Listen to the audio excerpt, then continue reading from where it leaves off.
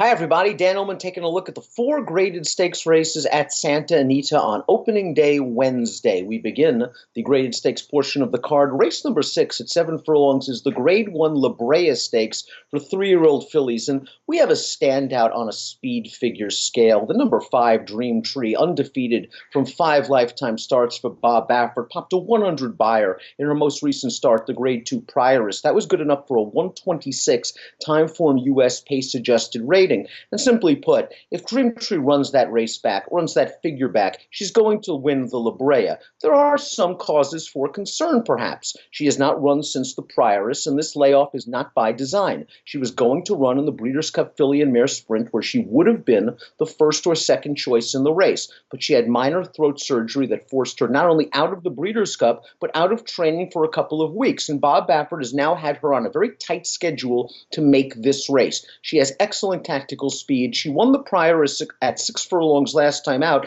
despite a poor break. She sort of broke inward, stumbled at the start, bumped with another horse, and then she went on to win very comfortably, despite jumping a shadow right at the wire. She is a very talented horse, there's no doubt about it, and from a speed figure standpoint, she has weighed the horse to beat. And in multiple race wagers, I will be leaning heavily on her, but I would not single her. I would consider other horses as well. The pace for this race is expected to be fast. Down towards the rail, the number 1, Happy Like a Fool, is probably going to be the pace setter, if not outright.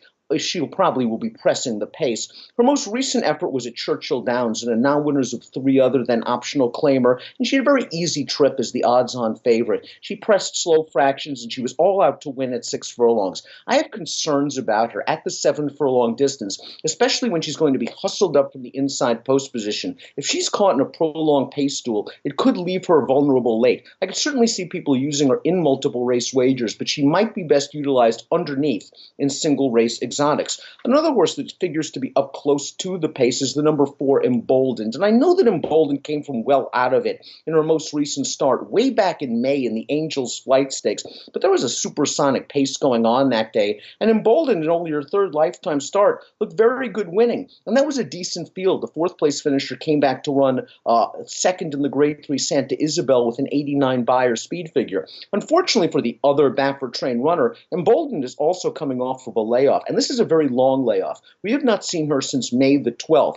She has shown speed. She has shown versatility. I think Joe Talamo will let the speeds go, and she'll be sitting in a comfortable stalking spot. Baffert can have him ready off of a layoff. She'll be a nice price, but I am concerned about the layoff and facing these tough horses. But other horses that can be close to the pace, the 7 Hot Autumn, the 8 Cathedral Reader. I think Hot Autumn has a really big chance perhaps to upset this field, and I'm going to use her in multiple race wagers. Her most recent effort at this 7-furlong distance at Santa Anita back on October the 27th was very, very visually impressive. She battled on a fast pace. She went off to win by 7 lengths. It was only a non-winners of 1 other than optional claimer. She received a 118 Timeform U.S. pace-adjusted figure, a solid 88 buyer speed figure, and Hot Autumn draws a really nice outside post position where she can sit off Happy Like a Fool in the early portion of the race and maybe get the jump on Dream Tree turning into the lane. I would use her. Cathedral Reader is in red-hot form. She's won her last 2 races for trainer Dallas Stewart, and the 3rd-place finisher from the most recent start came back to win a stakes race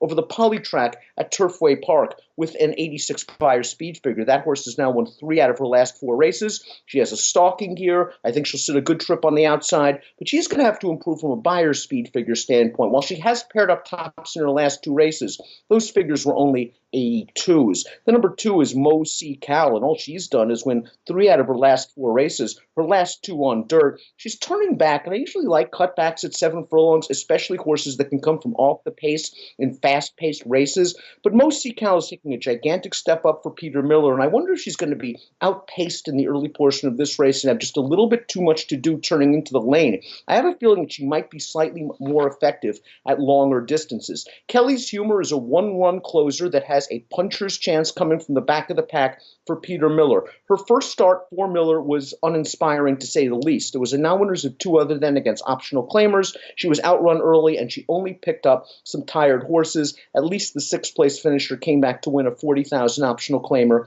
with an 85 buyer speed figure.